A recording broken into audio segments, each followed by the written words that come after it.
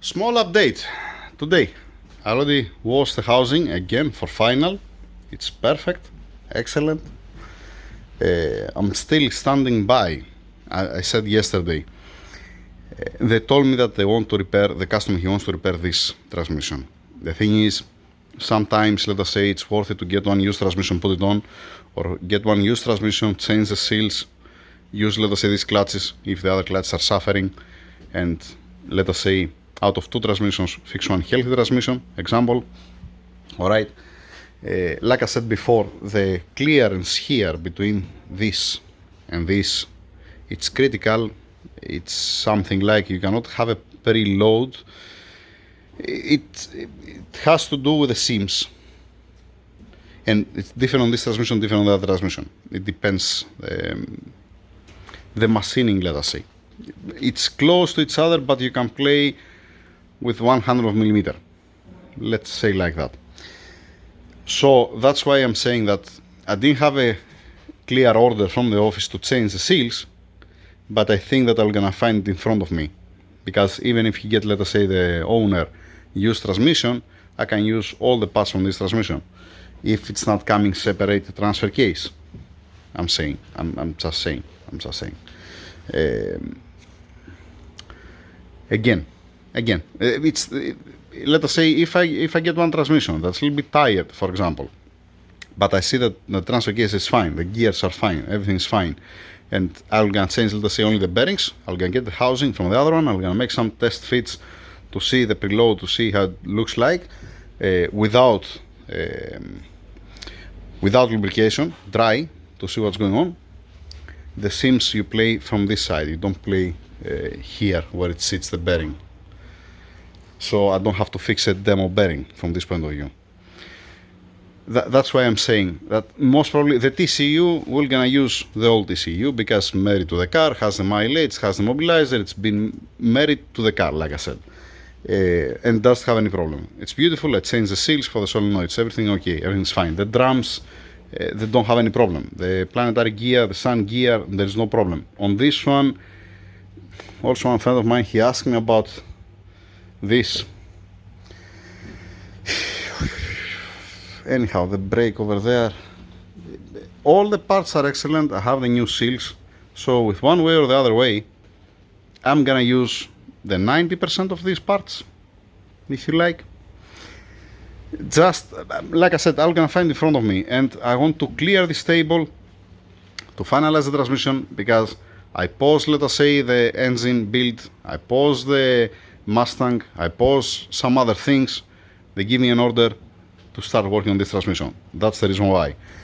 So my priority is to disappear this transmission from the engine room. That's my priority. Now, I believe it's gonna help me a lot the fact that I have a clean drums, how do you call it now, this one? Drums, yeah, call it drums. With the new seals, healthy seals. Yeah, I'm not gonna waste my time, let us say. In any case, if I see, let us say, that the other transmission has same parts that they are clean, let us say, I can use this one. There is no problem, right? Now I'm busy outside. Dang it. Should I already order the bearings, by the way. I order new bearings. With one way or the other, I want to put the new bearings. Even if the other transfer case has a good bearings, I'm gonna change it. I'm gonna put a new one. I don't want to have a chance. By the way, this is a lubrication issue.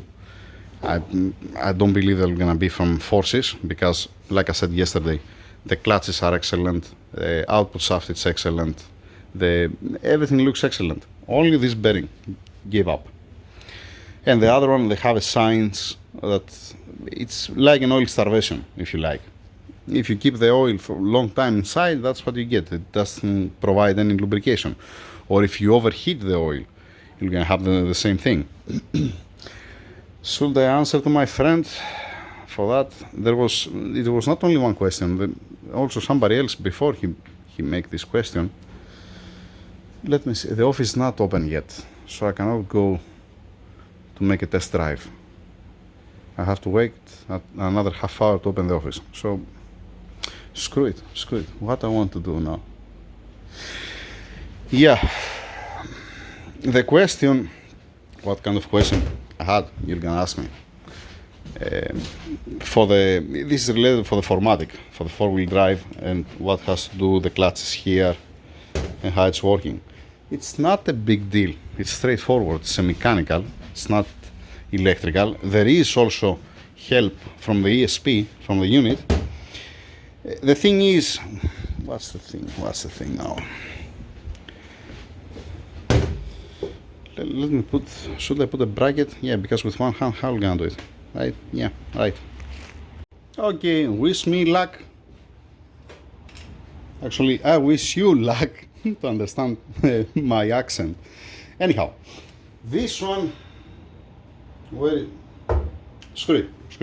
Here it comes the output shaft from the transmission. Alright, and it's engaged with that one.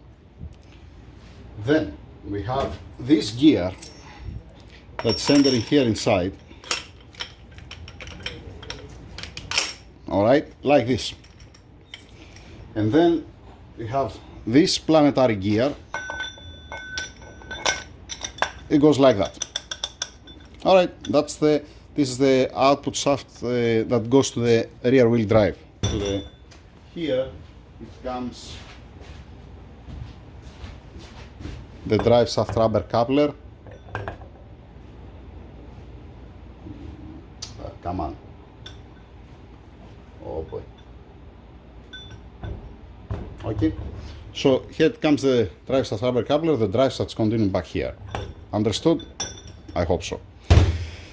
So this one's located like that, and this gear, it's in an angle for clearance issues. It's located like this. It's not straight like that, obviously. It's like this, has an offset. Alright? Now, if there was not a sun gear, it's gonna be 1-to-1. That means what does mean that one? If, let us say, the rear wheels didn't have a grip, it won't gonna spin different than the front wheels, and vice versa. Okay, keep in mind that you have both front and rear differential. It's an open lock differential. There is no LSD or something. So let us say that it was 1-to-1. If it was 1-to-1, like I said, it's gonna be one revolution here, one revolution back on the wheels. Okay, now because there is a sun gear and because there are these two friction plates here, or clutches, plates, call it as you like, because of these two, and this one, by the way, these are two friction plates with that spring loaded. Okay, there is a tool actually. There is one tool. Oops. Yeah. There is one tool that's only like that you put inside to align it, and then you are pressing inside the spring and this, and then you put the rivets. It's a machine. It's putting the rivet, not yeah. Anyhow, now, like I said, because of the sun gear, let us say it's not existing, the friction discs, the clutches here. Because of the sun gear, what is going to happen? If, let us say, it loses the grip, the rear wheels, it will continue spinning the rear wheels, and the front wheels are not going to have any power because of this gear. Because this one, let us say, if it starts spinning, it's going to spin, let us say, the rear wheels are not going to lose, it's not going to have power at all on the front wheels. Or other way around. If it has a good grip, let us say, the rear wheels, and the front wheels does have a good grip, it's going to start spinning all the time the front wheels. Now, by adding these two clutches, these two friction discs, you are making sure that, you're not making sure 100%, but you are helping to don't be completely open lock, let us say. It's acting like a differential, if you like. Or maybe it's called a differential, but in any case. So what's happening? There is some load here on the clutches, on the friction discs here, that it's not letting, let us say, to have so much different speed in the front with the rear wheels. And then you have the ESP that's applying brake on each wheel that has, let us say, if you lose the grip. That's the principle. It's not something crazy. You're gonna tell me, if you lock this, you should have, like what you have right now, you need to have 1-to-1 ratio. That means you cannot change the diameter of the front wheel with the rear wheel. One of the reasons is because you're gonna melt the clutches, and if you don't have these clutches, if you have, let us say, if you try to have a 60% on the front and 40% on the rear, again you're gonna have so much stress, you're not gonna go anywhere. The front one, you're gonna push, let us say, more than the front one too.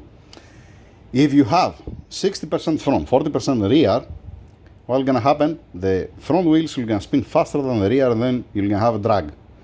You're not gonna go anywhere. Actually, you're not gonna even move the car. If you lock it and you change the diameter, the ring pinion, or if you change the diameter of the wheel. Now, to do something with that, if you remove the clutches, yes, if you remove the clutches, then you have another open diff between the front and the rear wheels. Like I said, that means if you put an LSD front and rear, no, again, doesn't matter, because even if you put an LSD front and rear, it's gonna be an LSD for the wheels, for the left and right. It's not gonna be for the front and back. The front and back is gonna be from here. Now, to put it let us say to fix a pneumatic lock or electric lock, I don't know if it's worth it, to be honest. But you cannot change the dimensions of the wheels. If you want to change the dimensions of the wheels, you have to play with the ring and pinion. The overall, I'm talking about, not the rim or the tire itself. If you remove, let's say, 1 inch from the rear tires, from the diameter of the rear tires, you have to remove 1 inch from the front tires also, to be the same the ratio. That's it. I hope that I covered you. I hope that you understand what I said. If you don't understand, sorry. Gotta waste your time. How to test these clutches, these friction discs. How to test it. On a jack, on a lift, you raise up the car, you put on dyno mode, you apply the foot brake, and you slightly accelerate. If you see that the rear wheels, they're stop and the front wheels are spinning, that means these two friction discs or clutches, they're gone. If you see that you are winning the brake force from the hand brake, and you see that it starts spinning together with the front wheels, the rear wheels, then it's supposed to be fine. That's the reason, actually. This is one fast check to see. Don't come crazy and floor it. You're gonna melt the brake shoes for the hand brake, for the foot brake, and it's not gonna be pleasant. And you're gonna stress these two friction discs for no reason. Like I said, just you put in dyno mode, you lift up the car, you apply the parking brake, you choose the first gear, and you apply a little bit with the accelerator pedal to see if they're spinning together. If you see that spinning only the front wheels by themselves, that means these two friction discs, they're not working. That's it. Nothing else, nothing more, nothing less. If I have any news today for this, I'm gonna make a video. Otherwise, you're gonna stay here. I'm going out to continue the office. I need another 10-15 minutes to open the office. Unfortunately, delay for nothing. Yay, how lovely.